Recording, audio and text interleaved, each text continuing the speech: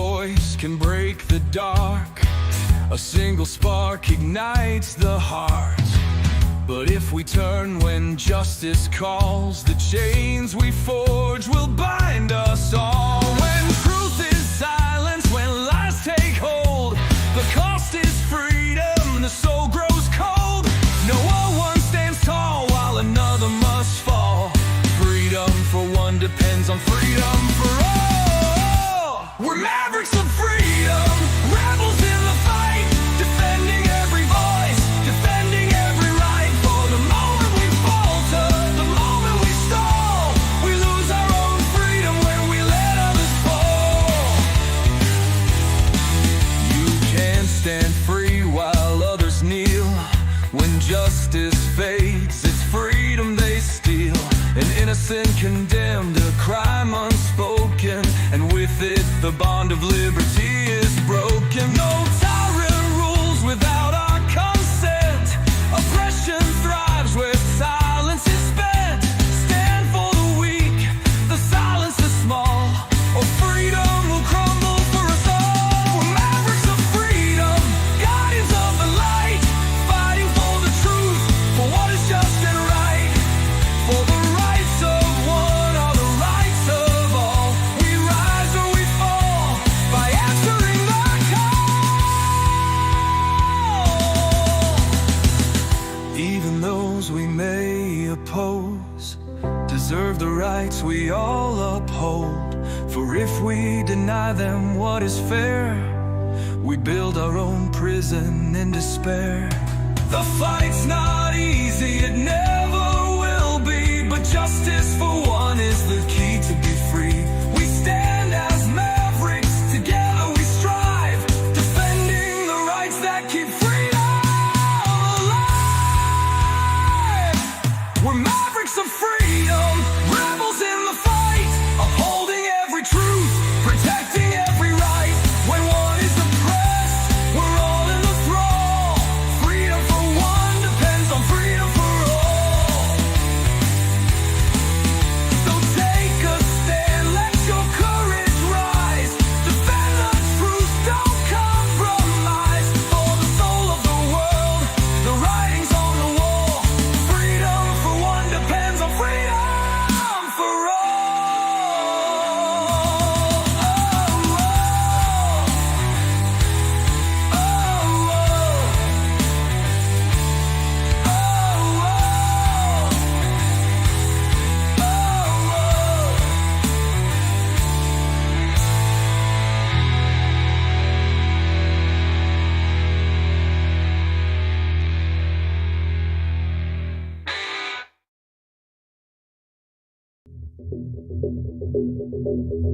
Greetings, Mavericks and new viewers.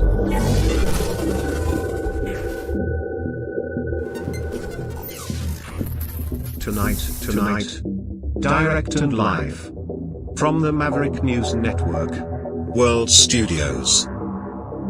This is Maverick News with Rick Walker.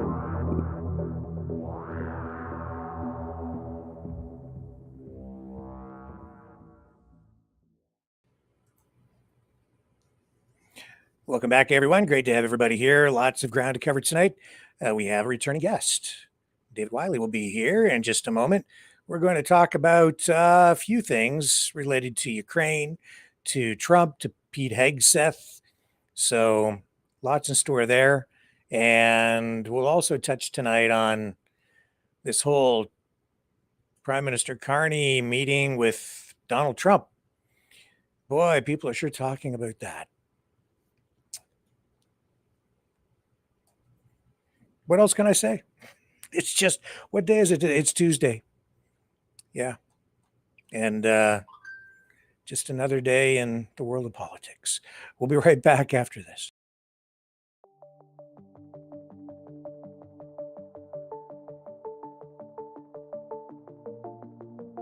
Greetings, brave Mavericks.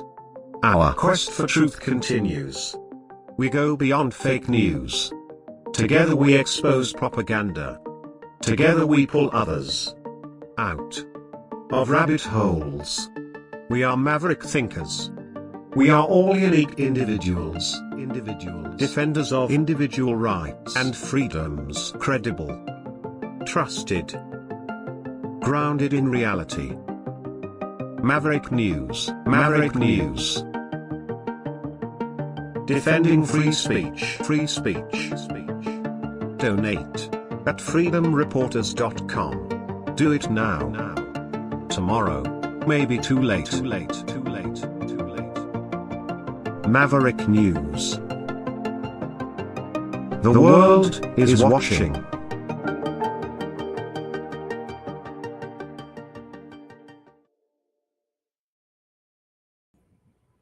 Okay, so before we get to the Mark Carney, Donald Trump meeting, we're going to cover this other stuff related to Ukraine because we have David Wiley returning tonight. Thank you for joining us again on the program tonight, David. Oh, I'm always happy to be on your show. And you are with a new organization. Tell us about that. I am. I'm with a group called Peace Through Strength Institute. Love all my old colleagues at Ukraine Defense Support who are still doing great work. But I've moved on kind of from the charity world to more of a policy advising because I have that opportunity, right? Working with some people who have the ears of policymakers in Washington, D.C. So hoping to steer this ship around to one that's more sane. Yes, and the insanity just seems to keep circling back right into Pete Hegseth's office because I'm seeing today that there's another scandal, this one related to an incident back, I think in January, where some shipments of arms that had been approved were delayed by Hegseth, possibly without the approval of President Trump. What can you tell us about that?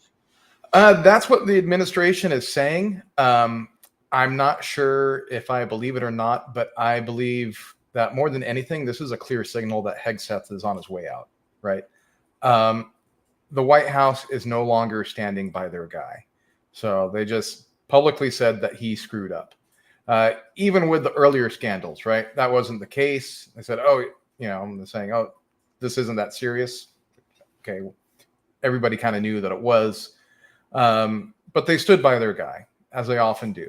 And now they're basically signaling publicly, we're not standing by our guy anymore.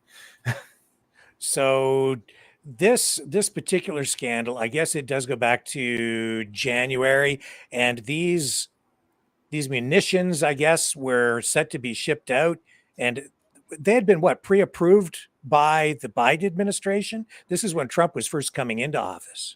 Yeah, this isn't even. It was during the Biden administration. It's not like Biden had a personal say in it. These are deals that are hammered out through various agencies and the government of Ukraine, right? So basically like a business deal.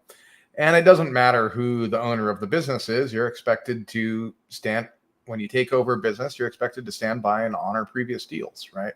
Yeah. And Hegseth for a while basically said he didn't want to do that. And then I imagine some lawyers stepped in and said, well, you really have to do that.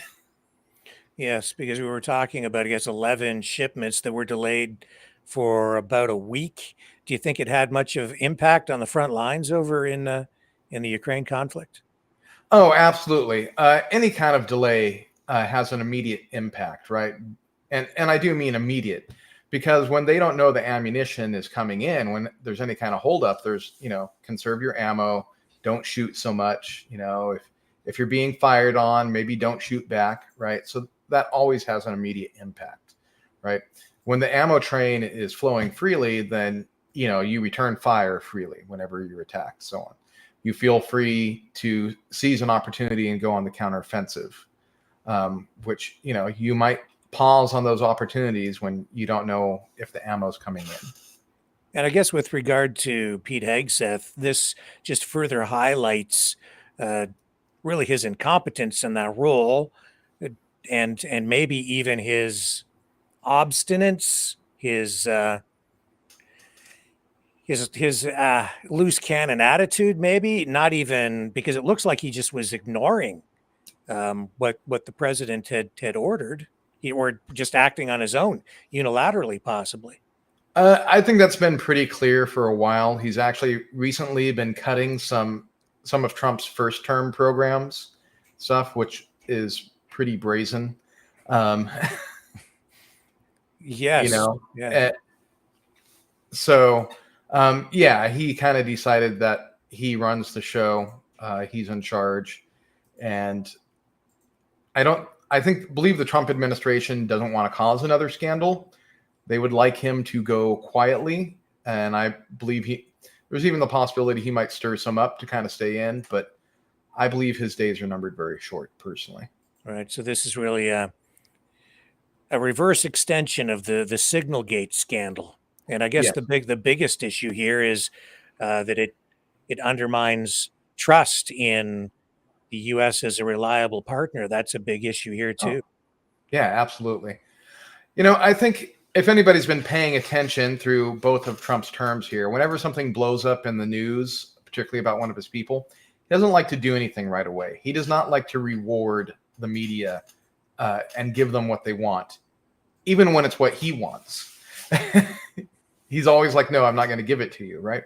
So he may agree and want somebody out of their position right away. He's not going to do it then. He's going to keep them there for weeks or even months till the media's moved on and he can find another reason to get rid of them. I think that's insightful because today the story is out there, but it is not getting nearly as much play as the Signalgate scandal did. So I think that you're probably right on the money with your assessment. Yeah. And then, you know, we'll see who comes in next, but I believe this administration is learning a lot of its lessons. You know, they went in, they tried out some very bold new directions based on not much. And they're seeing that a lot of things have not worked out. Trump, you know, he has his own goals, but he wants to be successful in them, right? He is not looking to personally fail. And people like Hegsth are failing Trump, right? That's what they signaled loud and clear today. Hegsth failed us, right? So, you know, he's not the first to be cut loose by this administration. Several others are gone, whether shown the door nicely or shown the door abruptly. We're seeing a lot of changeover in the top level positions in the Trump administration. And I believe we'll continue to for now. Including the National Security Advisor's position. And I'm seeing rumblings from some people, especially in the certain circles like the Q circles, suggesting that General Flynn might come back. Personally, I can't see that happening given the stuff that happened before. Do you think there's any possibility of that? Any possibility? Yeah, I would say there's any possibility, but it would not be a good bet.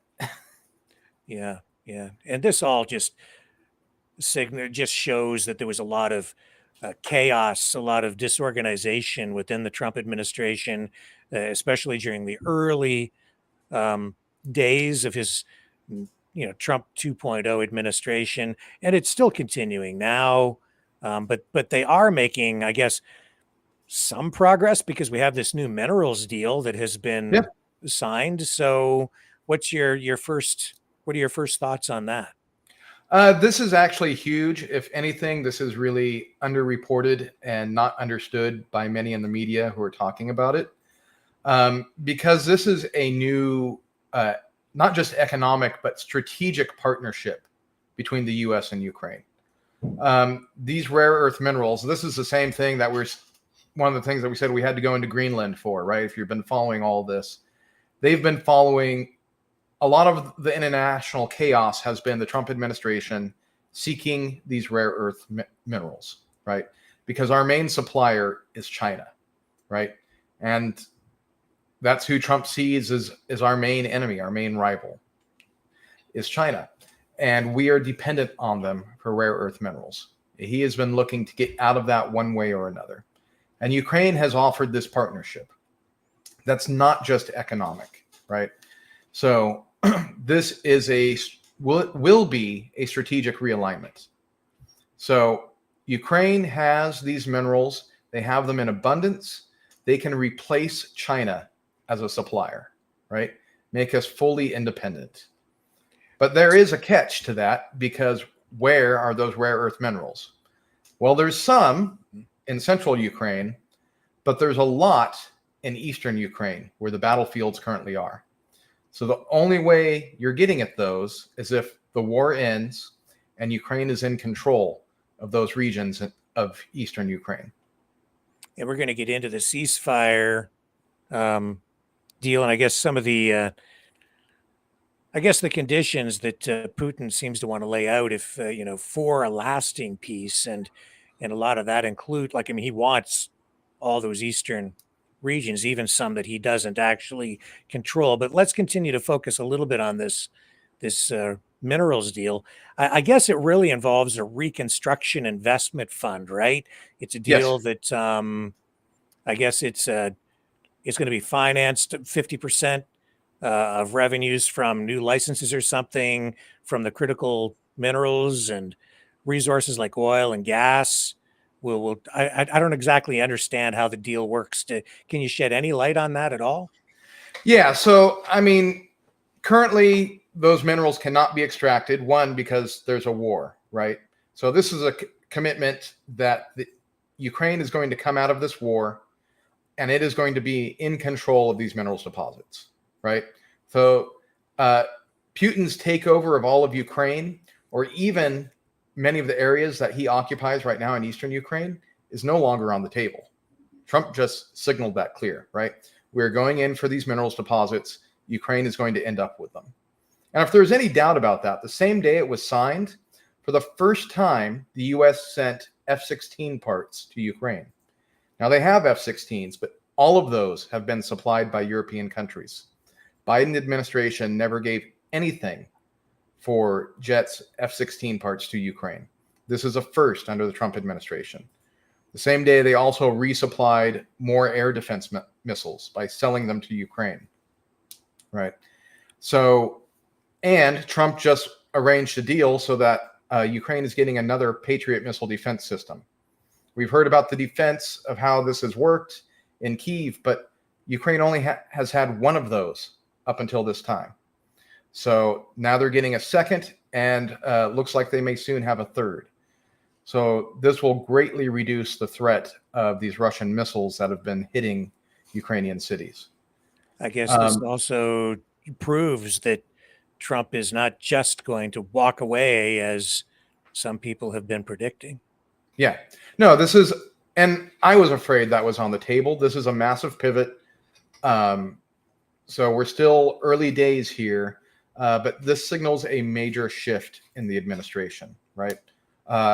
Maybe it's not entirely on firm footing yet, but I believe it will be.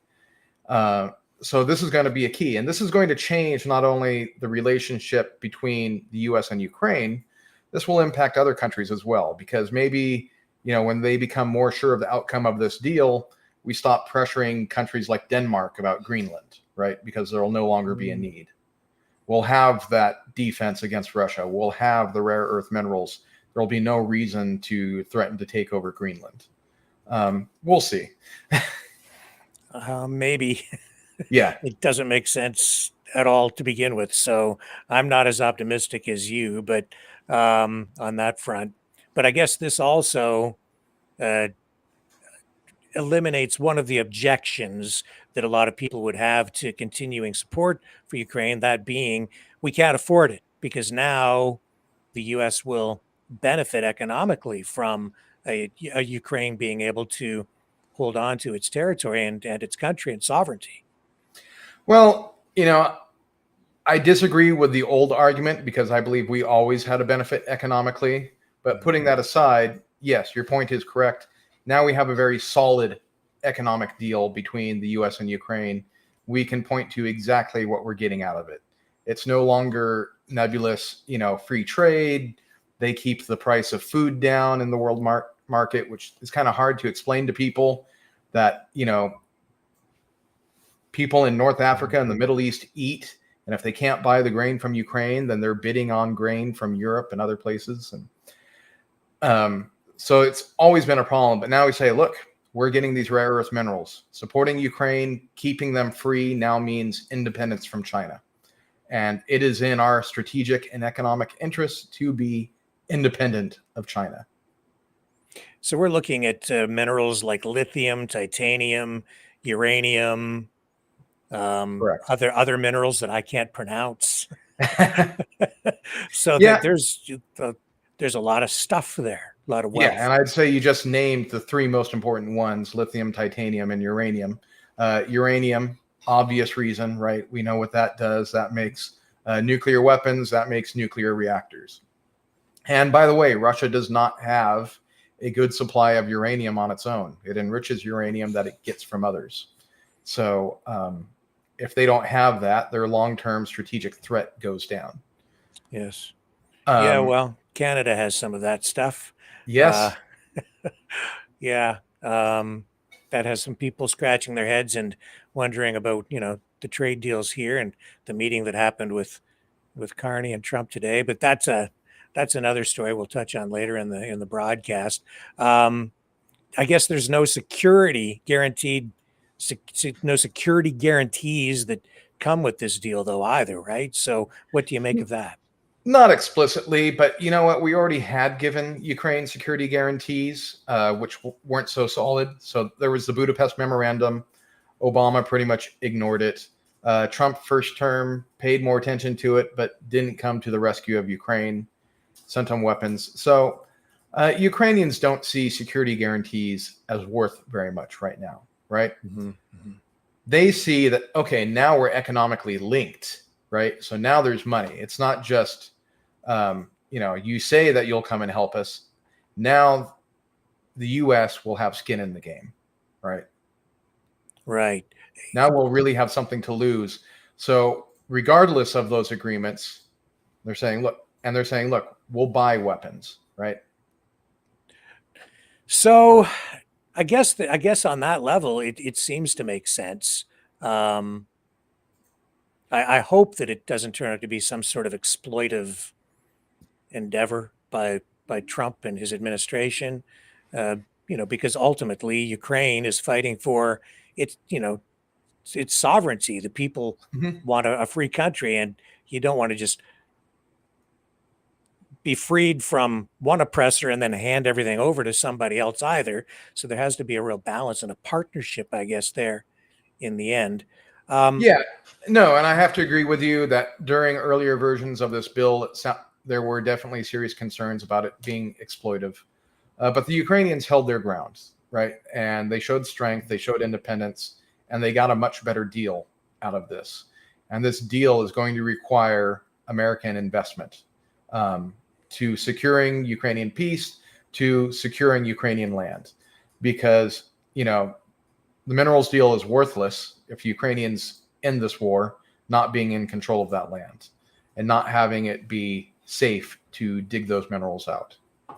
And I'll say, I don't think the Russians like this deal very much, because I am seeing a real pivot in the tone and the narrative coming from the pro-Russian blogosphere out there. Now they're saying this isn't Biden's war. Trump keeps saying, this is what I heard today. I won't name the podcaster, but Trump keeps saying this is Biden's war, but this isn't Biden's war. This is Trump's war. I even heard an accusation from someone who had previously been sort of like optimistic that Trump was going to do a deal with Putin, saying that Trump started the war. So major change in tone. That tells me a lot. What do you make of that? Oh yeah. And I follow some Russian media, right, to see what they're saying over there. And they've gone from saying Trump's our guy, and that we've got a great future together, to basically saying that Trump's the enemy. So they've totally turned around. They realize what this signifies. They're hoping that Trump is going to back down or stab Ukraine in the back or something, that there's a trick, but they hate this deal, right? So, which really just shows how good it is for Ukraine and for the U.S., right? Because the Russians aren't looking for a good deal. They're looking to exploit something themselves. Yeah, and I don't think Putin has actually commented on this deal himself directly, but you can see the change in tone through the the direct Russian media and then all of the pro-Russian influencers out there as well. How do you think this is going to impact Trump politically at home with his base that, largely has been against the war and ongoing support for Ukraine? I disagree with that statement because Republicans are very split on Ukraine, and a slight majority of them have always supported Ukraine, even of Trump supporters. I know there's some very vocal personalities, but polls and everything shows that they are in a slight minority, right? So this is really a gain. And even more than that, independents, those who aren't Democrat or Republican aligned, heavily support Ukraine in the United States, right? So this gains him a lot of traction. He has a lot of unpopular policies, and really something had to give because he was going to lose support from the Republican majority Congress if they didn't have something to give their voters. I guess the clouds have a silver lining. Some of it might be lightning, but the bad news is that this will buy him more time for some of his other unpopular policies, because he's, if he goes this way, he'll shore up support. But it's a good move. I think overall it's a good move, not just for the U.S. and for Ukraine, but for the future of international collaboration, that we're bringing America back from the precipice. I hope more continues to turn around because there's a lot of work still to be done. Obviously, we'll talk about it, but U.S.-Canadian relations, I don't think they've ever been so bad since the War of 1812. Yes. Oh, my. Yeah, we can get into that a little bit tonight, too, but oh, my goodness. It makes me wonder, though, what did Trump and Zilinski say to each other when they were sitting on those two chairs at the Vatican? Like, what did Zilinski say to him? It seemed like a pivotal moment to me. And you get J.D. Vance out of there and all these other people who are kind of polluting the communication stream between the two. It's just like one-on-one, one man talking to another man and just getting down to the bottom line, right? Yeah. Oh, no. I absolutely agree with you. And I want people to keep in mind that, look at the first Trump administration and the second Trump administration on foreign policy. This isn't, a lot of the problems that we're seeing are not coming from Trump himself. They're coming from these bad personalities that he's put into his cabinet, right? He is getting bad advice. And exactly like you said, take him away from those people, put Trump one-on-one, and we get something better out of it. And I'm hoping that in the days to come, we'll see some more of these bad eggs flushed out of the administration and replaced with people who are more competent. We shall see. So that's the minerals deal in a nutshell. Is there anything else with regard to that you think we might have missed, or I guess that's... I would say not so far. I think we're going to see in the coming weeks ahead a lot more start to develop from this. What we've seen so far is just what was ready to roll, right? I think we're going to see a lot more arms deals, packages come between the U.S. and Ukraine. I think we're going to see some businesses look to jump on this and really kind of cement their role. The U.S. is hurting economically. Even though the tariffs are off with most countries, there's so much insecurity about doing business with countries. And this trade deal between the U.S. and Ukraine gives a lot of companies security about going into business in Ukraine in a time of instability for both countries. So we'll see some action there. And hopefully, we start to see from this administration other moves to really stabilize relations between countries and stabilize those business relationships. Yeah. But I still hear people like Steve Bannon. Who else did? Yeah, and some others who shall remain nameless, saying that, Europe is not our ally. Europe's not our friend.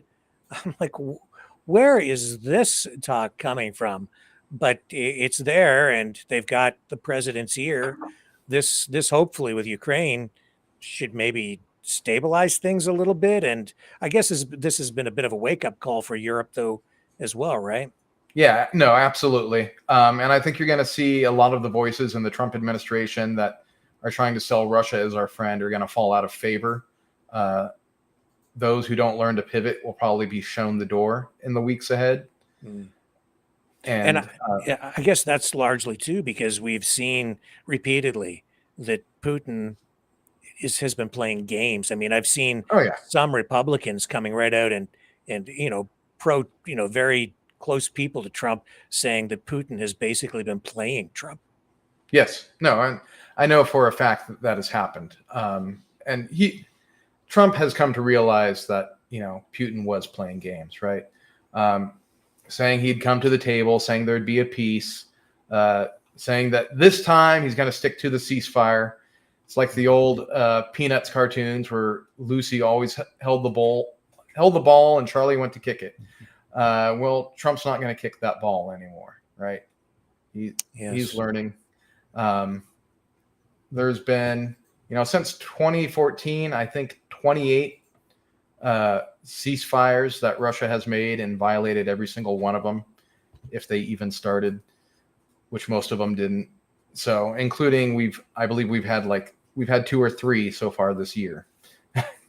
And I before I forget, this just came to mind because we had somebody on the program, friend of mine, just the other night, saying that they'd seen these posts online showing the money that's gone missing from Ukraine. And my response was, well, I've seen some posts like that are entirely fake.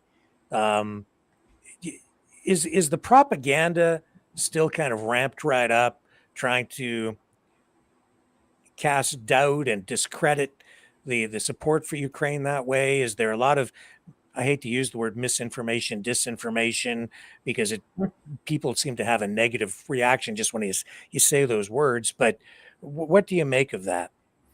If anything, Russia's trying even harder. They realize that they're failing. They're putting everything they can into the propaganda game because that's Russia's only chance of victory.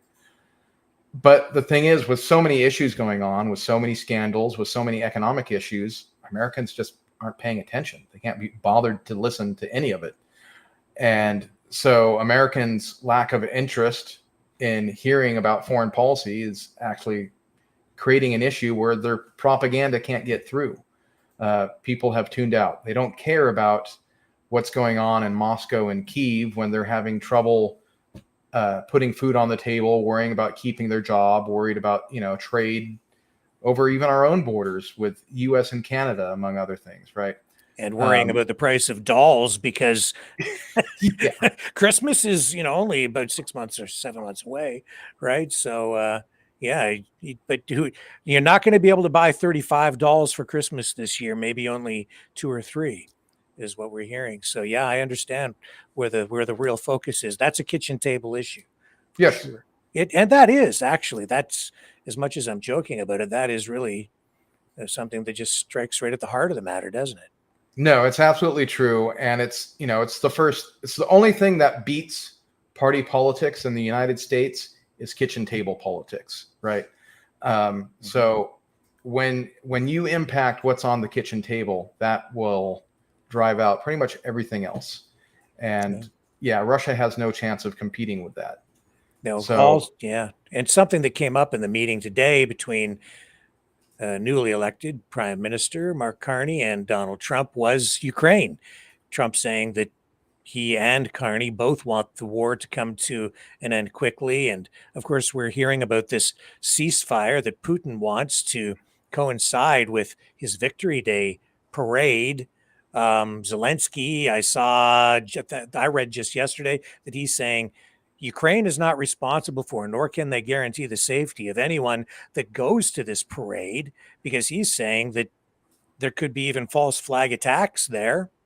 This creates a very volatile situation. Yeah, absolutely. But Russia's kind of burned the house down on themselves. Why would Ukraine go for a 3-day ceasefire? They've violated all the other ceasefires. They aren't worth anything. And the only one who really gets something out of this is Putin.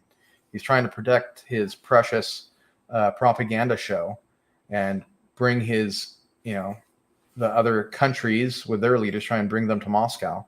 And that's failing. We're seeing what a huge loss this is. So now the leaders of Serbia and I think Slovakia are suddenly sick and can't go to Moscow, right? Others are saying, oh, well, we'll be late. We're going to miss it. Sorry. Even one of, Putin's own lackey there in Chechnya said, oh, it's time for me to step down. Can't go to Moscow.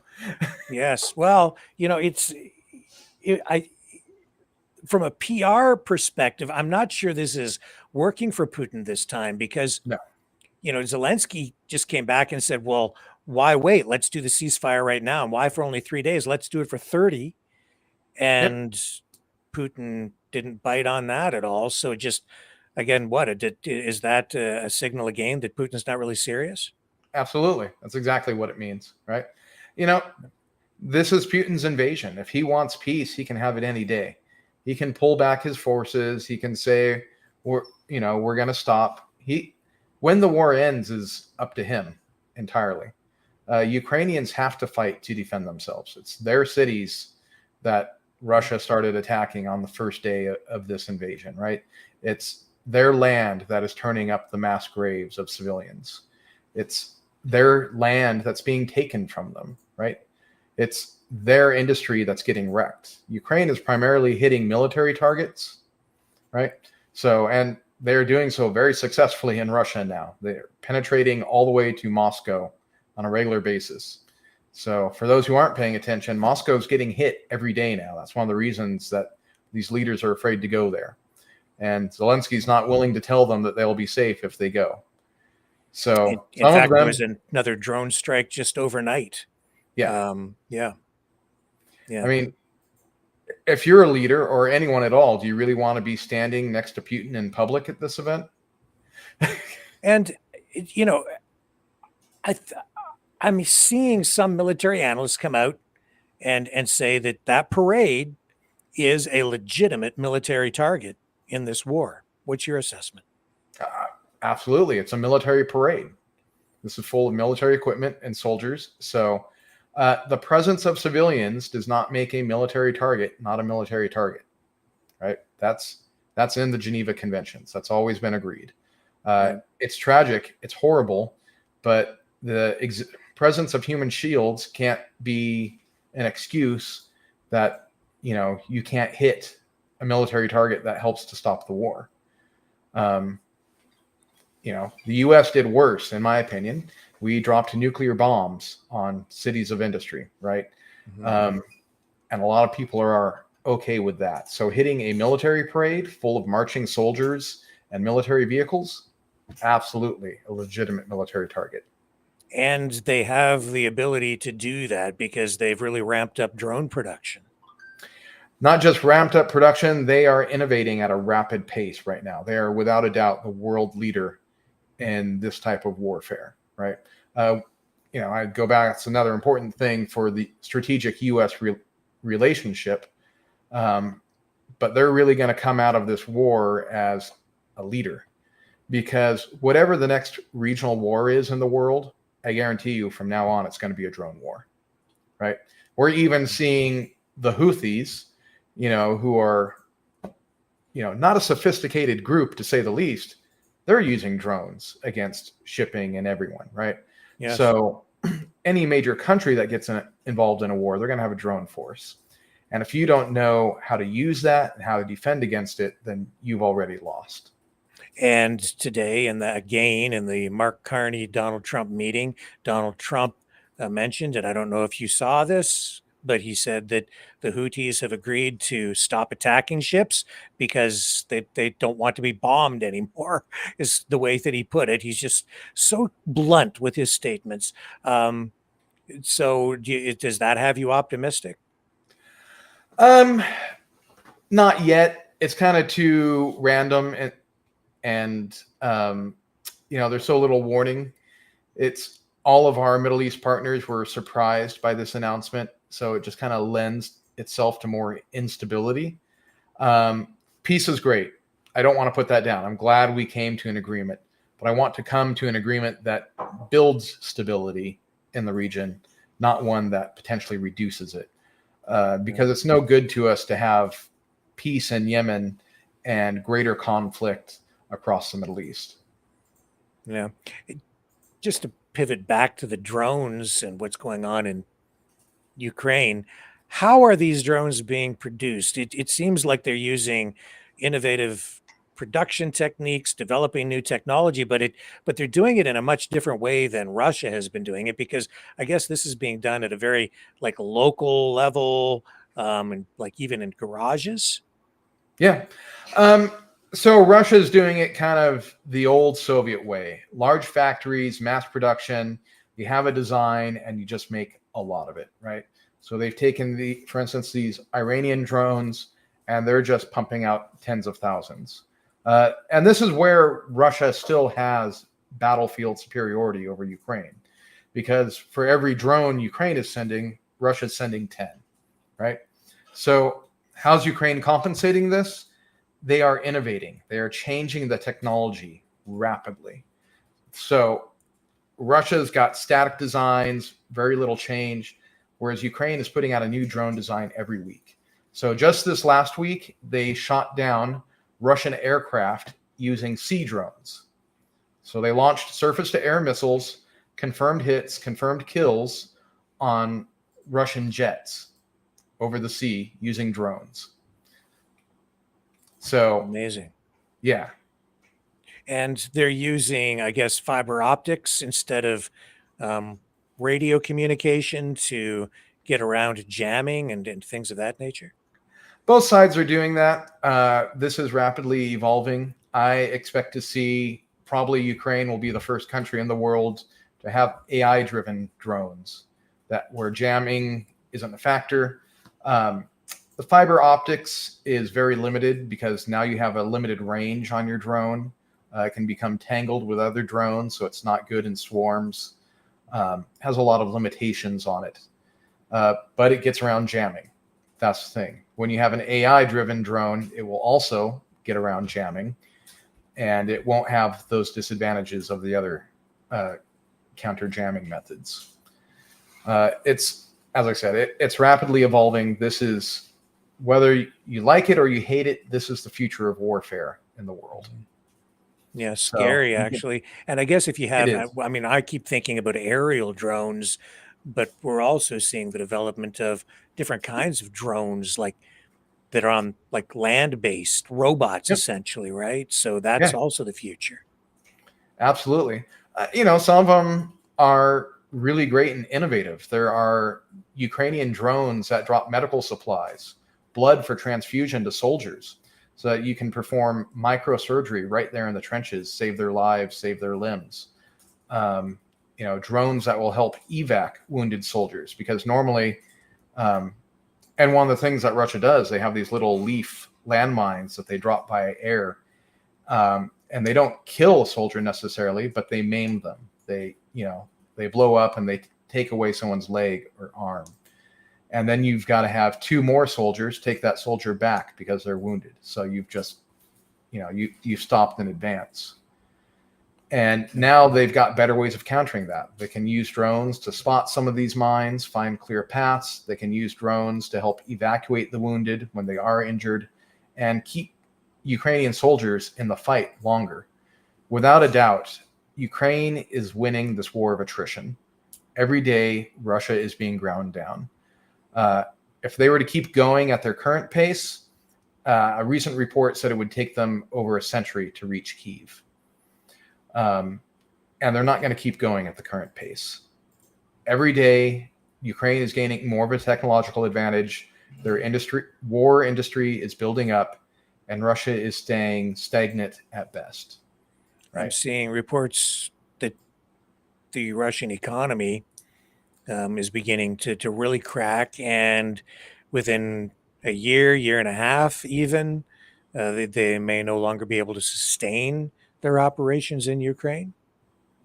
Yeah, I don't think it'll even be a year and a half. I would say if this continues the way it's going now economically, it'll be less than a year. Russia is already resupplying their troops on the front line using donkeys, right? I don't know how many people are aware of that. They're running out of even civilian vehicles to drive to the front line to resupply. This is really bad for them. I know Putin's been threatening, oh, we'll fully mobilize. That doesn't matter. Yes, Russia has plenty more people they can throw at that, but what weapons are they going to give them? How are they going to get to the front line? How are they going to eat on their way there or when they're there, right? This is, it was always about material attrition in this war, and that's where it's going to be.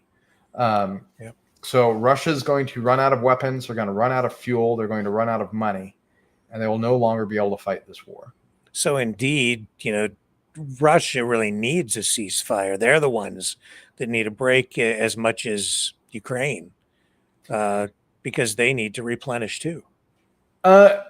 Russia needs to get out of this. A ceasefire doesn't work for them because Ukraine builds up. Ukraine gets stronger faster than Russia does. So the more this war is prolonged, the more they lose, right? It doesn't matter whether they're shooting or not shooting. Russia needs to get to a peace deal, but Putin is afraid of delivering to Russians and the other oligarchs a loss, right? Mm-hmm. He is trying to win. He is determined to win, but there's no real way left for him to win. It's up to him to realize that, to cut his losses in whatever way, or for someone close to him to just take him out and say, we're done, right? This was his error, and back off.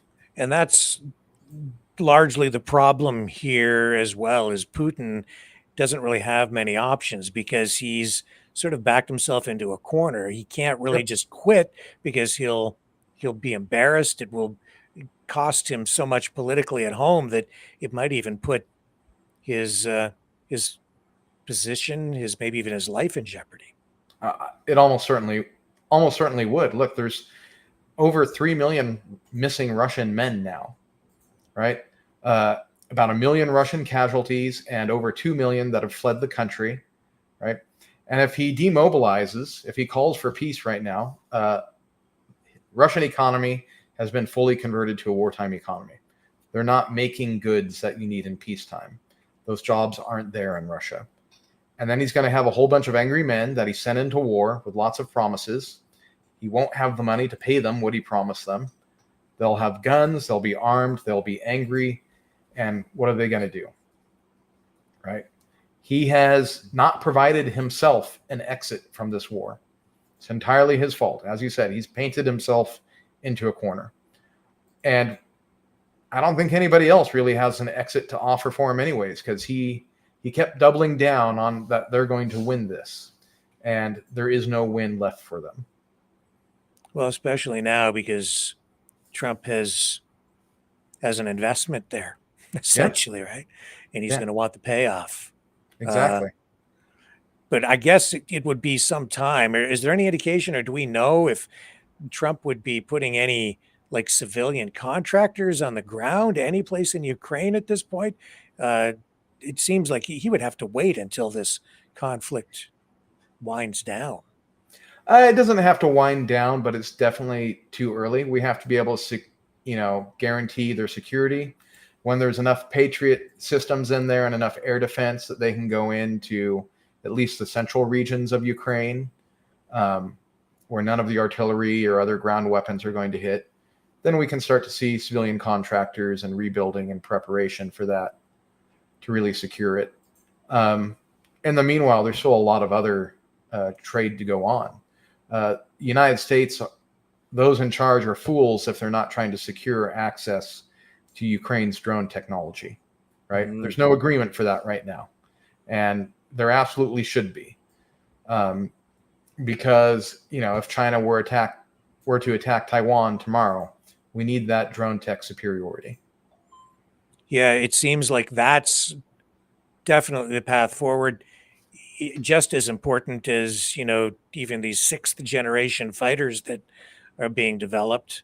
And of course, the use of 5th generation fighters, just aerial combat, a swarm of drones really is the big equalizer, right? It's even for Yeah, manpower. absolutely. And that's why we're rushing to a 6th generation fighter, because, oh yeah, our 5th generation fighters are better than anything out there, but are they better than 1,000 drones? You just run out of ammo. Yes. Right? It Yeah. doesn't matter. And drones are much more cost effective, really. Yep. Yeah, exactly. So that's where it's going. That's why the rush to a 6th generation.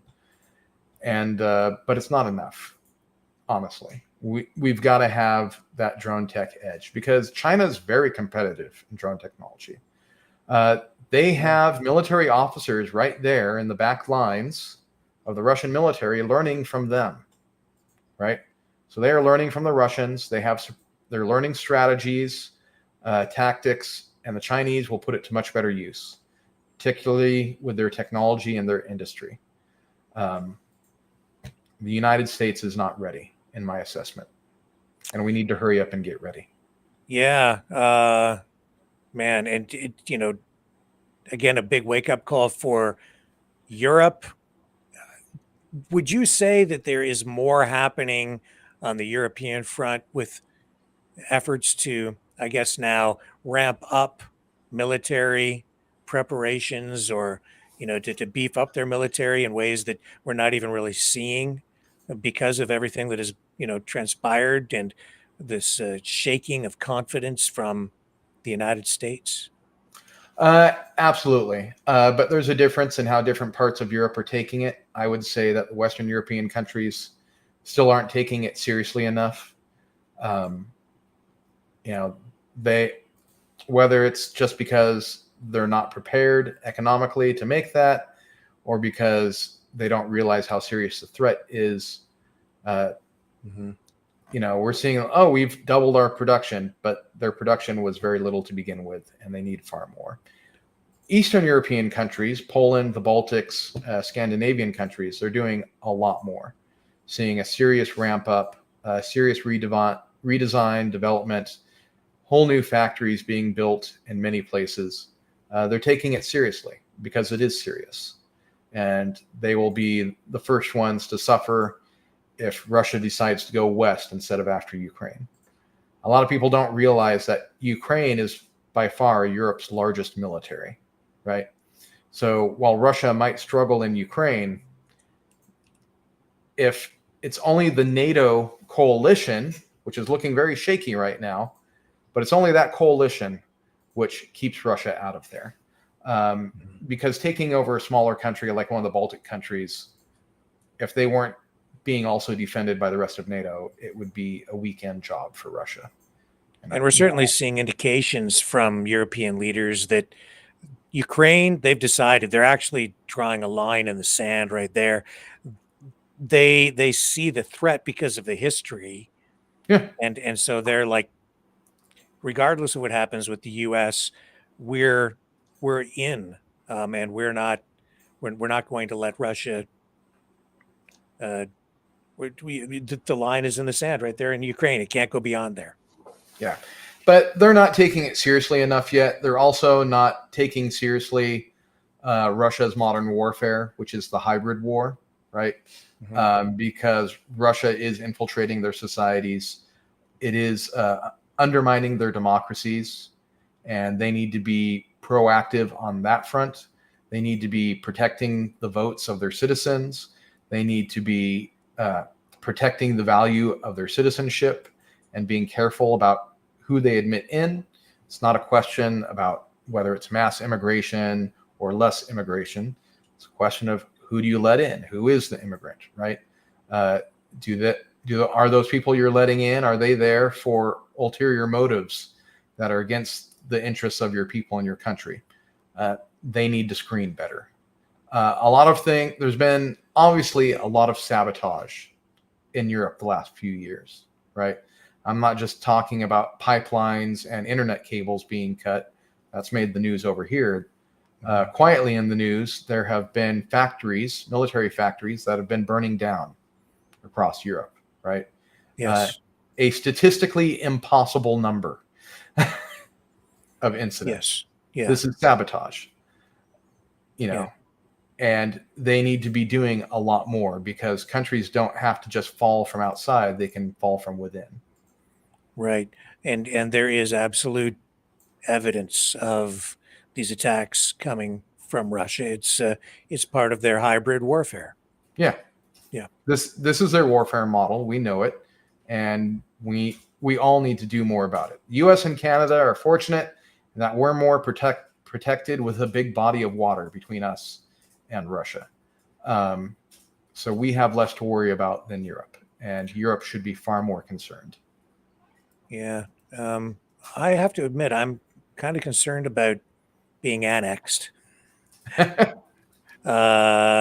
it's fueling the separatist movement up here in Canada. And then, of course, we have the new prime minister meeting with Donald Trump today, Mark Carney in the office. And here, I'll run the clip. We've got the NBC feed here, but I'll run this, and then I'll just get your thoughts on this. And Mr. Prime Minister, I'd like to get your response to this too. Mr. President, you have said that Canada should become the 51st state. Yeah. No. Well, I still believe that, but it takes two to tango, right? But no, I do. I mean, I believe it would be a massive tax cut for the Canadian citizens. You get free military, you get tremendous medical cares and other things. There would be a lot of advantages, but it would be a massive tax cut. And it's also a beautiful, as a real estate developer, I'm a real estate developer at heart. When you get rid of that artificially drawn line, somebody drew that line many years ago with like a ruler, just a straight line right across the top of the country. When you look at that beautiful formation when it's together, I'm a very artistic person, but when I looked at that beauty, I said, that's the way it was meant to be. But, I do feel it's much better for Canada. But we're not going to be discussing that unless somebody wants to discuss it. I think that there are tremendous benefits to the Canadian citizens, tremendously lower taxes, free military, which honestly we give you essentially anyway because we're protecting Canada if you ever had a problem. But I think it would really be a wonderful marriage because it's two places that get along very well. They like each other a lot.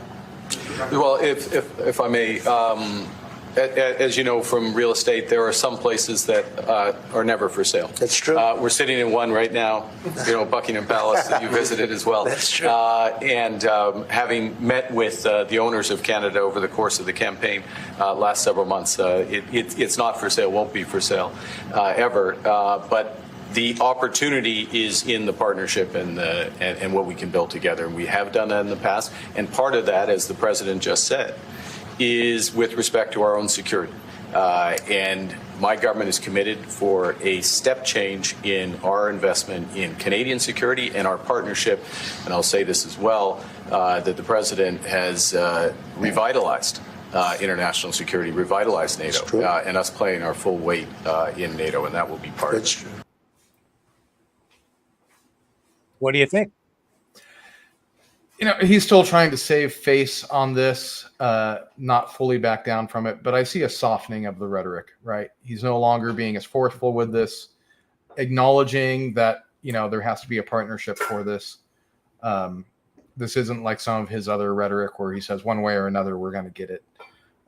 He's looking for an exit on this, I believe now, to back down from this disastrous policy position.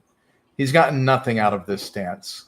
He didn't want to get the Liberals elected. And, I don't think anyone can say that wasn't the effect exactly that happened from this policy.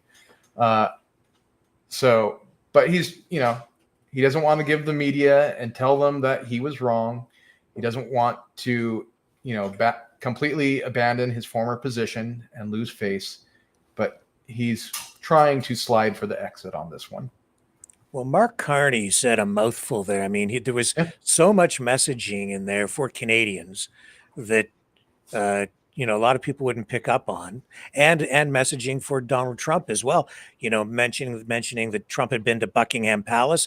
That's him sort of referring to Canada's ties to Britain. And then on the 27th of this month, with this new government formed, I don't know if you're aware, but King Charles is coming to Canada to deliver the throne speech in Ottawa, which hasn't happened since the 1970s. Again, this is, I think, signaling to Mr. Trump that Canada is a sovereign nation. And not only are we a sovereign nation, for those who don't know the real history and think that it's just an artificial line drawn with a ruler, we have, links to Britain going back as far as the United States did, except that we just never completely decoupled. So Yeah. it's not just Canada. You're dealing with the Commonwealth, even though we are a sovereign nation with our own constitution, which is real, although some people think it's not real. It's right here. So I mean, there's this there's the Constitution. It's very important messaging, I think, being delivered to Donald Trump. I think it was very effective today, and he got respect. There was no Zilinski style, ambush there. There was no governor talk. So yeah, definitely a softening of the rhetoric. Do you think these two guys will have a better relationship? Yeah, no, I think they will. I think in large part due to the fact that Trump has learned his lesson. He's realized that a lot of his initial cabinet gave him some very bad advice on the foreign policy front. He's trying to save face but back down. In the famous words of Winston Churchill, you can always trust the Americans to do the right thing after everything else has been tried, right? Yes, yeah. I never ever thought we'd be sitting here having these kinds of conversations. I mean, literally on the weekend in the Meet the Press interview with Trump, he was asked, would you rule out the use of military force to annex Canada? And his response was, well, it'd be highly unlikely that we would do that. Like, why are we even talking about this? Yeah. But it's just crazy. Just crazy. That is absolutely insane. Now, when I've traveled in the U.S., I find that generally speaking, Americans don't pay a lot of attention to what's going on up here in Canada, especially the further south you go. I mean, you only have to go just cross the border into Detroit, and people are like, Canada? Where's Canada? Because we're so, quiet up here. But are people even talking about it down there? Are people aware of this on the U.S. side, or we're in a bit of an echo chamber up here? Yeah. So help me out getting some perspective. Oh yeah, people are aware of it. I haven't heard anyone, even on the furthest right, who thinks it's a good idea. Right? Not in real life. I know you can find some people out on the internet who will vouch for any crazy position, but in the real world of neighbors and people you meet and shake hands with, I haven't heard anyone who thinks that this is anything other than crazy. Even the people who really like Trump and support him tell me that, oh, this is just a negotiating tactic. He's not serious, right? And I don't necessarily take that position. But in my opinion, if it's a negotiating tactic, it's a bad one, and it's backfired on our country badly.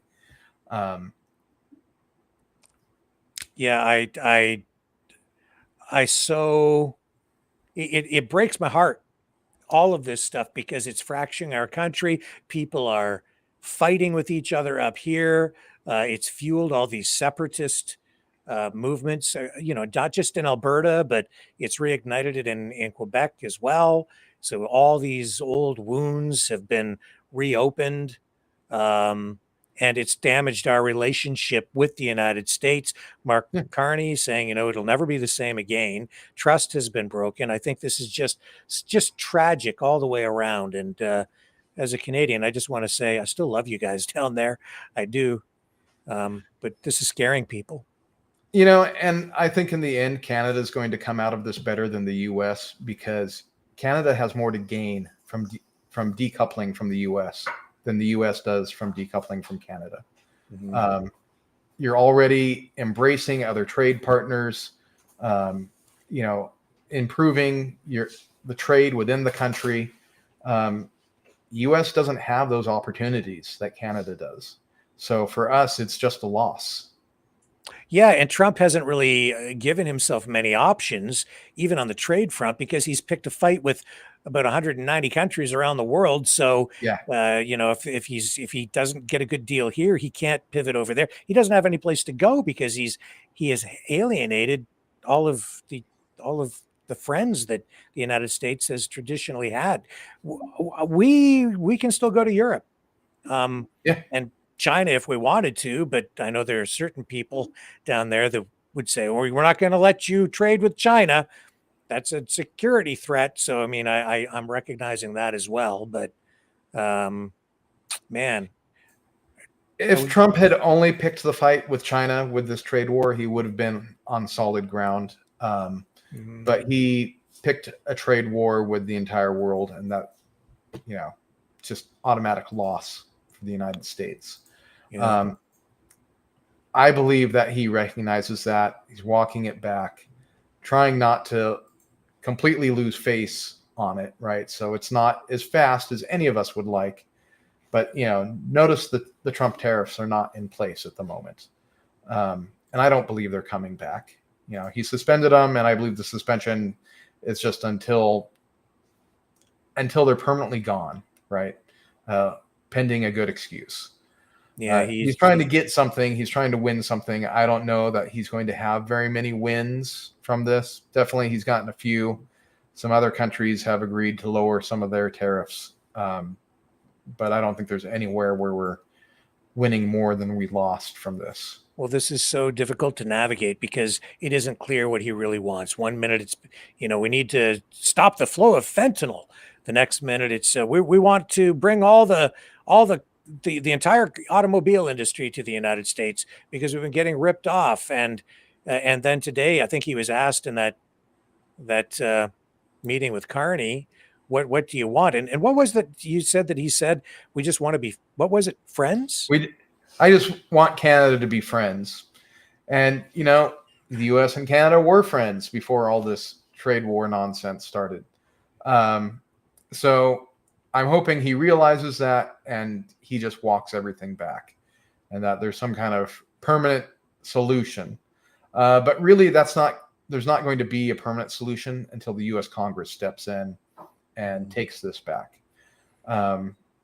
I do believe that long term, we will probably see that. We'll probably see Congress take its trade power back. After the disastrous tariffs of the 1930s, this isn't the first time we've been here. Yeah. But Congress went into the Great Depression with tariffs, and they basically gave the U.S. president power to say, okay, you'll set tariffs and we'll just, maybe act as a check on you. But we're seeing that doesn't work. Congress needs to be the check on itself and implement tariffs. That's, I think we're seeing why right now. It needs to be difficult for the U.S. to implement tariffs because they come at very high cost. Well, all of this has people up here worried about Canada's sovereignty. And, I think maybe that is driving home the larger lesson to be learned, even from Ukraine. And maybe you can speak to the reason tonight, again, why the fight in Ukraine is so consequential, so important for Canada and the United States and the West, as we kind of bring this conversation to some sort of conclusion. Yeah, so really for the entire world. Since World War II, we've seen only a few wars of conquest where one nation decides to try and erase another nation from the map, right? That is a rare thing in our modern world, which throughout most of human history was normal, right? And in this time period that most of us today have lived through has been an unrivaled age of prosperity where we trade and engage in commerce instead of war and destruction. And everybody here loves it today, from the internet to these devices that we have, the abundance of food, no bombs falling on our heads. It is a great time in human history to be alive. And it's made possible because of peaceful free trade and commerce. That's the way the world works. And Russia is trying to go back on that order. They decided that they were going to erase Ukraine from the map with this horrific invasion in 2022. And that's why the world has to come together and say no, because it's in all of our interests. Nobody can guarantee their security on their own, right? Yes. No one of us can do it. You cannot make your house so secure that no group of people could take it from you, right? One of the old sayings about government is, we have what it takes to take what you've got, right? Yes. That is the fundamental truth of all governments. They have what it takes to take what you have. And we need to always push back, because government is us, right? Us coming together in groups and deciding how we work as a society. If everybody decides to ignore what the president and the prime minister says, they have no power. Their only power is in our recognition of them as authorities and our willingness to go along with the laws and directions of those we have called our government. It's completely a social construct. And it is a social construct that right now is working for us, because it is working for peace and for commerce. When it comes to work the Russian way for war and destruction and conquest, it no longer works. It doesn't work for the people of Ukraine. It doesn't work for those of us here in the West. And it doesn't work for the Russian people, who are facing the choice to die miserably in a war or live in abject poverty. This is horrible for them. This is not a path that any of us in the world should want to go down. We need to come back. We need to have peace through strength, right? We all need to have enough security of our own to make it so that violence is not a good option, and we need to engage in peaceful trade instead. So that requires, as the group that I'm a part of, nations have to show strength. Canada has to show its strength. The U.S. has to show its strength. It's only when we have enough power and independence that we say, trying to force them, that's not working out. Trump's attempts to force Canada to do what he wants, it's not working out for him. He's going to back down from it. It's going to go away, because Canada is strong, and they need to embrace that strength. You guys are doing a great job of it up there. I believe this is going to convince you to do even better. I already see it from down here. Goods aren't flowing over the border. They're flowing between your borders in a way they never have before. And that's great for Canadians. It's bad for us. And I believe that soon we'll have to do something to make it more attractive for you guys to trade with us again, because we're much better off together. Absolutely. So, and it's coming together. It's defending the institutions, defending NATO, and making sure that remains cohesive. It's that partnership, it's working together that really guarantees the security and the sovereignty of each of the nation states. As much as people are paranoid and worried about this new world order, one world government, in reality, everything that came after World War II has been working against that.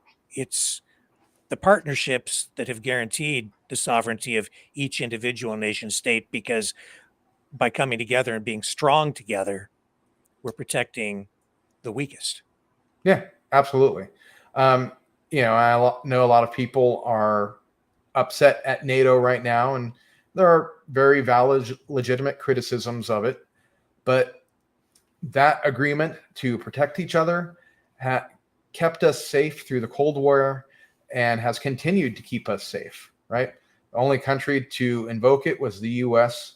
after the 9/11 attacks, and nobody wants to attack a NATO country like that again.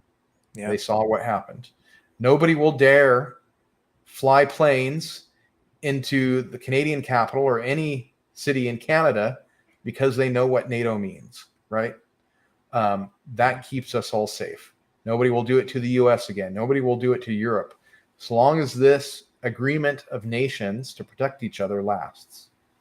Right? And I'll tell you this, if that does happen to you guys again, I know the Canadians will be there for you because we always have been. Yeah. And even though all this craziness is going on, we still love you guys. Yeah, you know, and the feeling is mutual. There will never be an attack by the U.S. against Canada because it would immediately erupt into a civil war here, right? Americans would not stand for it. There would be defections within the military. There would be people up in arms. And forget the U.S. military. The largest armed force in the world is the U.S. citizen. A lot of people make fun of us for our guns, but you know, we do have a lot of them, many times more than our military. Nobody wants to fight that. Nobody should ever try and stir that up. I agree. David, anything else you would like to add this evening? I think that we might be missing. You know, it's great being on your show as always. I look forward to reading the lively comments later. It is a fun group.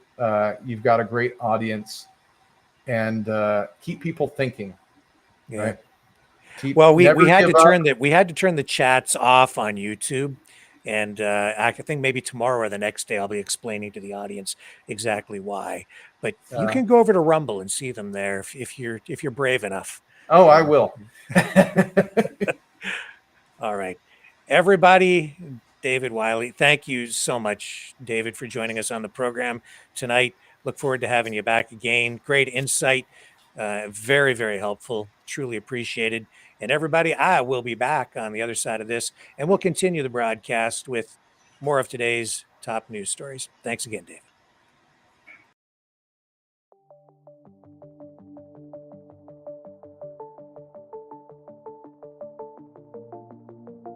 Greetings, brave Mavericks. Our quest for truth continues. We go beyond fake news.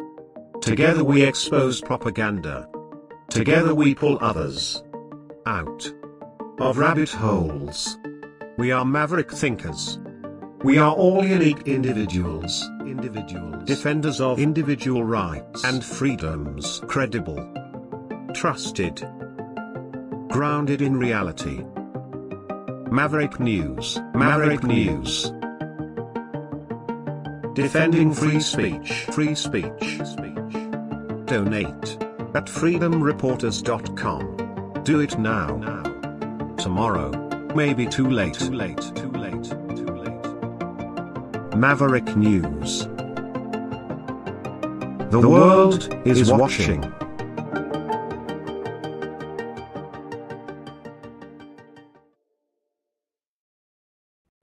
Okay, I am back, and there are just a few other things I wanted to share with you guys tonight. Ontario Premier Doug Ford commenting on this meeting with Mark Carney. So let me show you this, because I know this is going to be of real interest to you, at least us Canuckistanians up here. All right. Here he is asked how he thought Carney did. Premier, what do you make of the meeting between the president and the prime minister? How do you think the prime minister did? I thought he did really well. It was very productive. He held his own. I'll tell you, it's very obvious that President Trump likes Prime Minister Carney a lot more than he liked Prime Minister Trudeau. So that's the first start. But it's all about building a relationship, and I think this is the first step to something productive. Towards the end, it looked like it could have gone off the rails as President Trump went on a rant about we don't want your autos, we don't want anything you have, etc. How would you respond in a situation like that where, you know, he's going off on these rants belittling Canada? Well, you know something, number one, I'd ignore it. And I'd respond just to the public, not necessarily him. We're his largest customer. He keeps talking about a trade deficit, but you take the oil away and they have a $50 billion surplus. Say if he doesn't want anything, I guess he doesn't want the potash that keeps his farmers going, or the uranium to keep his nuclear energy facilities going, or high-grade nickel that keeps the military and aerospace and manufacturing going. The list keeps going on. So I think it's a little bit of rhetoric that he's saying. But I think we're in a much better position now than we were before this meeting. How so, though? I mean, you hear the president still saying he's not going to relent on these tariffs. How do you say we're in a better position now? He says a lot of things, and sometimes he'll change his mind. So let's hope that he changes his mind and really respects our relationship and how we employ. Ontario alone employs 9 million Americans that build a part or a widget, anything for Ontario here. So again, we're their number one customer. They're our number one customer, and we're going to continue building the relationship. Are you sure that the president has a good understanding of what Canada is facing? He didn't seem to even know what tariffs are still in place for our country. Yeah, no, I think he might be a little confused, but that's him. It's up to the Secretary Lutnick and the other teams, the trade teams, to put that together. To be fair, he has a lot on his plate. Have you and your officials or other ministers kept in touch with Secretary Lutnick? Yes, we have a person right there in Washington that's continuing talking to their trade team and communicating, and I haven't talked to Secretary Lutnick in a little while, and I think the Prime Minister now, it's a federal issue. He has all the support of the premiers, and we need to move forward and make sure we stand united as a country. You put the 401 tunnel on the list of the priority projects, the nation building projects. Yes. What if the Prime Minister says no? Well, if he says no, we continue doing it because we need it. It's costing our economy tens of billions of dollars every single year, making sure that people and goods can be transferred over from one part of the city to the other. Toronto controls 50% of our GDP. We can't have people held up on highways. The 400 series highways will be at capacity in the next 10 years. So we have to think 50 years down the road. We can't think of just today, and it'll be a large project and a very long process. So you're saying it's on your list, but if it comes at the expense of the Ring of Fire, as an example, you would prioritize the Ring of Fire? Well, Ring of Fire is our number one priority over anything because that's going to generate more revenues. And if we get shovels in the ground, get permits in less than 2 years, and then we can sell those critical minerals to everyone in the world that needs those critical minerals. We can be the wealthiest, richest, most prosperous sub-sovereign nation anywhere in the world if we get those critical minerals out of the ground. The Prime Minister took a pretty complimentary tone with the president kind of fluffing his feathers. Is that a good approach when it comes to dealing with President Donald Trump? Is that the way that you think he responds? Well, you sure can't go the other way. It's not going to work out too well for you. But just being respectful to each other. And I thought they both were respectful to each other. And I thought it was a warm greeting. And I'm very confident that the Prime Minister is a good start to a long relationship. And we'll have a great relationship once again with the United States and the American people. Any thoughts on Alberta separation? No, I'm not for that whatsoever. We need to stay united. We're so much stronger when we're all sticking together. So hopefully that's never going to happen. That's it. Thank you. What are you going to be asking tomorrow when you speak with the First Ministers and the Prime Minister? What are going to be your questions to the Prime Minister? Well, the big national infrastructure projects. He's asked all the premiers to give him a list. We sent our list forward, and I believe in building pipelines as well. You mentioned about Alberta, Colin. I'm a big proponent of building pipelines west, north, and east. That's critical, and along with other infrastructure projects, we need to continue building here. We need to diversify our trade to other countries around the world. We can't be beholden to the U.S., which we have been for decades now. So this will give us an opportunity to really prosper. So thanks, everyone. Thanks very much. Okay. Yeah, the whole separatism thing is just boiling over, isn't it? It's really unfortunate. Friends fighting with friends. Hopefully we can get to a resolution. I don't really like, honestly, what I was seeing coming from Premier Smith out in Alberta, because I think those demands can't be met. Maybe some middle ground can't be met between the federal government and her provincial administration. We will see. Here's Pierre Poilievre, former leader of the Conservative Party, didn't get elected in his riding because they ran well, I don't know if it was because, but 91 candidates in his riding, clearly an attempt to destabilize and upset the results of that election. But I'm not sure that it really was the deciding factor, because he was about, I think it was about 4,500 votes back. So he didn't win his riding. Now he's going to run in that by-election out in Alberta and try to gain a seat so that he can come back in as the leader of the party. And we're seeing that Andrew Scheer will be the interim leader until, I guess, Pierre comes back and assumes that role again. Here he is today talking or responding to questions about the meeting between Mark Carney and Donald Trump, a meeting that he was hoping to be responsible for, but didn't work out that way. Today, the president and the prime minister will meet. Low audio, sorry. Prime Minister Carney a positive meeting. We hope that the president will honor our sovereignty and signal an end to these tariffs. Tariff in Canada. Is there anything he could say to you in the course of your meetings with him today that would get you to lift tariffs on Canada? No. Why not? Just the way it is. It's just, yeah, anything that can be done to lift the tariff. Nope. Why? It's just the way it is. It makes it very difficult to know how to negotiate, I'll tell you that. Now, here's Mark Carney also being asked after the meeting in this Scrum news conference about Donald Trump and the ongoing talk about Canada as the 51st state. A decidedly different demeanor from Mark Carney than you ever saw from Justin Trudeau. I would say Canada is a lot better off with Mark Carney in there than Justin Trudeau, because you're seeing a big change in tone in the relationship between Carney and Trump. Canada is in a much better position. We're fortunate that Trudeau is gone, because things would not be going well right now, I don't think, at all, if Trudeau was in there, because they didn't like each other at all. So thank goodness for this. I heard you say, there's a difference between the president's comments around Canada becoming a 51st state as a wish versus a reality. You told him that Canada was not for sale.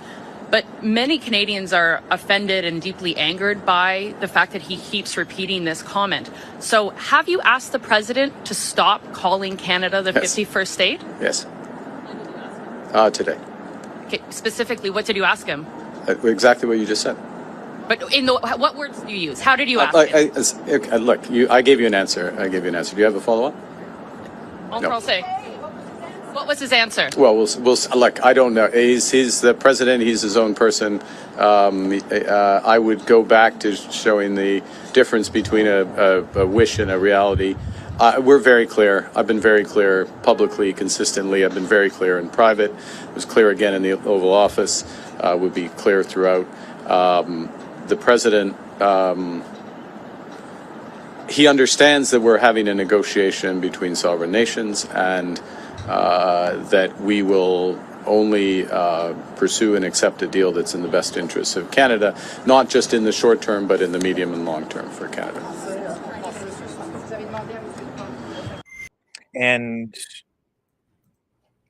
I see a lot of anti-liberal, anti-Carney streamers out there hammering away at Mark Carney because of the way he handled that question. But I disagree. I think that he's doing exactly what he needs to do. He's kind of pushing back on those kinds of questions because he doesn't want to inflame the situation. He knows that he has to be very careful about everything he says, unlike Donald Trump, who doesn't care. He just says whatever he wants, creates all kinds of chaos and waves, and he doesn't really care much about it. He's so bombastic, so colorful that it doesn't matter to some degree what he says, because people go, well, that's just Trump. But somebody like Carney, very even in tone, very responsible, very mature. He understands the words are important, and he chooses his words very, very carefully. So yeah, I think that's the right approach, honestly. When a reporter is sitting there badgering you, And he's getting it all the time because media thrives on chaos. It generates a lot of ratings and clicks. No, push back. No, we're not going to, he's not going to take the bait because there's too much at stake to just engage in a public display of careless rhetoric and inflammatory statements that will just come back to bite him on the butt. And that was Justin Trudeau's problem. He was too openly critical of Trump and even mocked Trump at times, responding, I think, honestly to mockery coming from Trump as well. And probably a little bit of that attitude from Justin Trudeau came from his father, who also had a history, as you know, of not taking any, I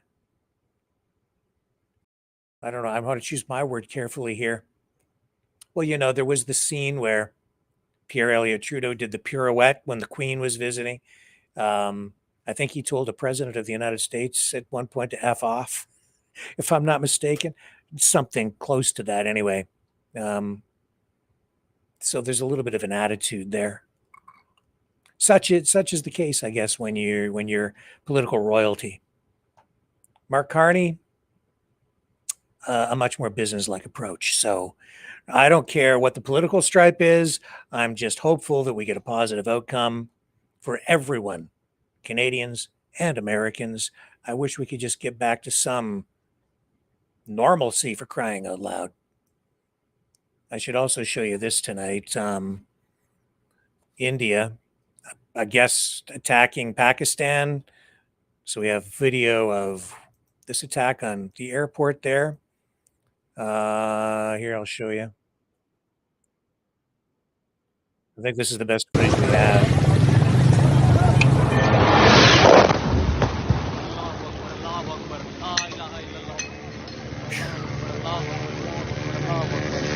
Yeah. So I don't have a lot of details on that tonight. But there's been rising friction between those two countries over the last couple of weeks, and you're seeing the impact from that there now.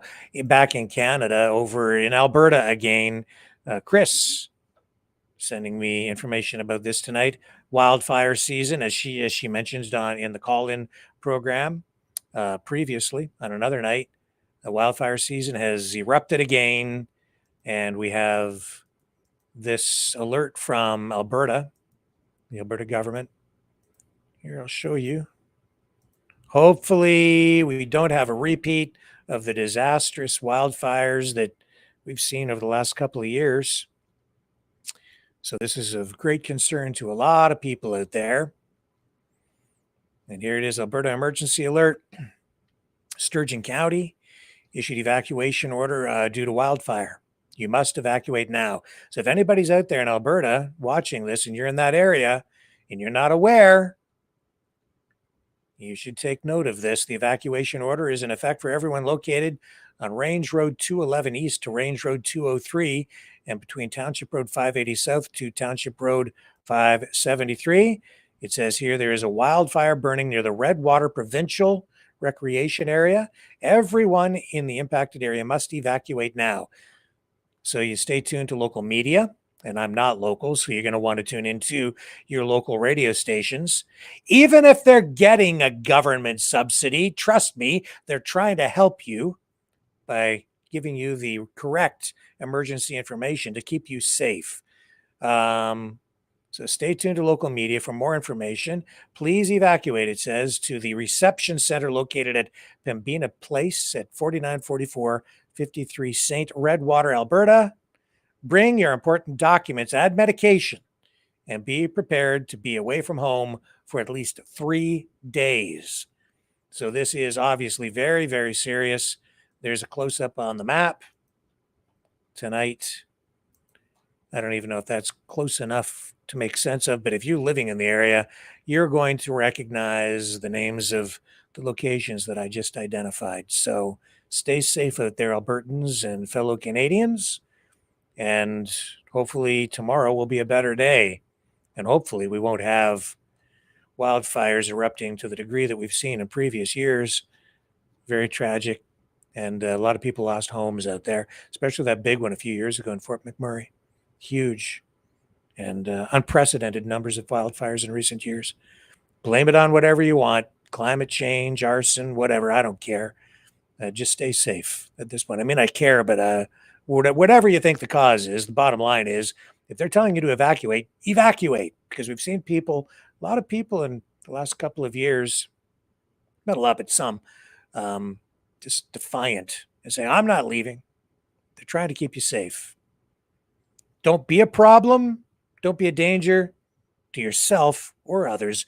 If you stay, you can become a danger to someone else because you might get trapped, as we've seen, and somebody might have to come in to rescue you. And then you're tying up resources and putting those people who are coming to rescue you at risk as well. And we did see a firefighter die, I believe, last year too. So yeah, be respectful and just keep all of that in mind. Stay safe out there. With that being said, it gets us to the bottom of the hour now. And I think we're going to wrap up for the evening. I'm just going to check in the chat just briefly before we do. Oh, yes.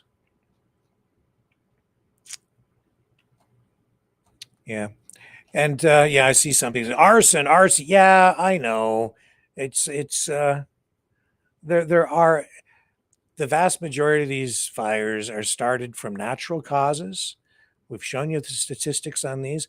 And yes, there are, in some cases, people who start these fires intentionally for a variety of different reasons. But please keep your head screwed on straight. Don't go down too many of these conspiracy rabbit holes. Everything is going to be okay in the long run. We're going to survive. We're going to be okay. And with that, I will leave you tonight with this. Don't take this too seriously either.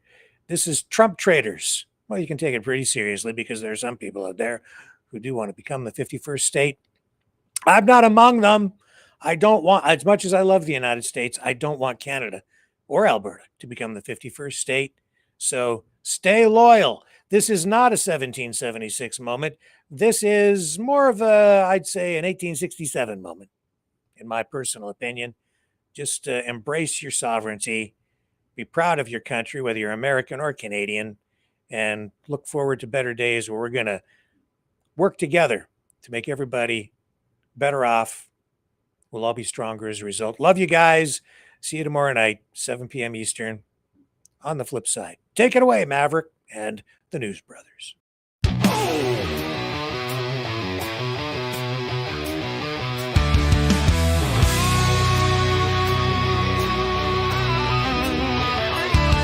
Didn't pick this fight, but here it came. Now I wanna play in a traitor's game. They sell us out for a tax cut deal. Shake his hand while they rob and steal.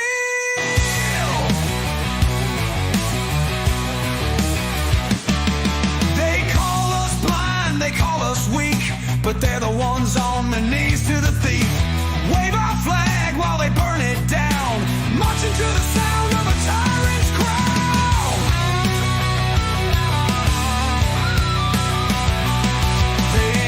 Patriots, they're bought and sold. Trade our land for American gold. Singing his tune, dancing his way, but they'll cry for Canada when it's too late. Yeah. Trump traitors, selling us out, burning our home for a tax break now. They stand with the wolves, spit on the brave, but they'll beg for Canada when it's in its grave.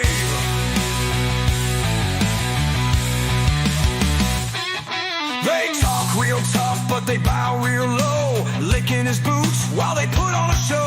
They chant his name, raise their fists up high, while the real ones fight to keep us alive. They don't fight fair, they twist the truth, say they're the future, but they kill the roots. They laugh now, but watch them run when the north wind howls and justice comes. Traitors, selling us out, burning our home for a tax break now. They stand with the wolves, spit on the brave, but they'll beg for Canada when it's in its grave.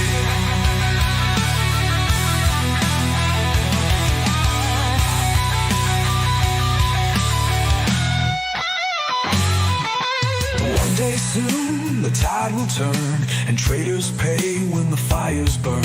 No statues raised, no banners flown, just names in dust where the traitors roam.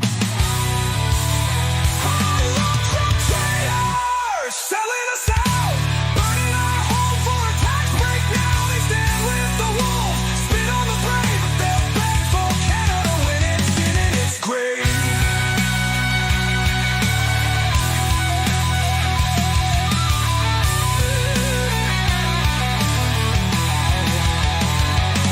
Trump traitors! Trump traitors! Trump traitors! Trump traitors! Trump traitors! Shame.